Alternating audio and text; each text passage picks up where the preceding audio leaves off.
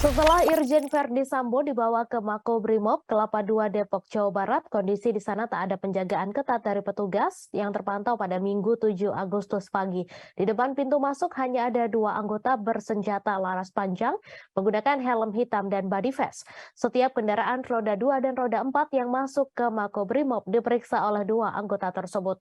Untuk informasi selengkapnya akan disampaikan langsung oleh wartawan Warta Kota, Miftahul Munir yang akan menyampaikan laporan selengkapnya. Silahkan rekan Munir.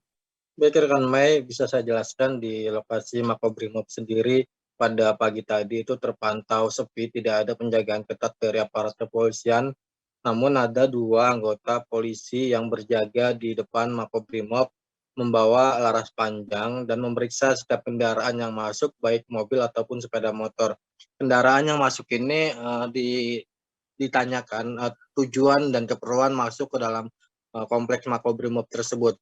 Nah, di dalam sana ada Irjen Verdi Sambo yang kabarnya sudah dibawa sejak Sabtu sore kemarin dan menjalani masa tahanannya selama 30 hari ke depan, sehingga pemeriksaan kematian Brigadir Joshua di kediaman Irjen Verdi Sambo, Kompleks Polri Duren 3 bisa berjalan secara akuntabel dan bisa kasus ini terungkap secara terang benderang.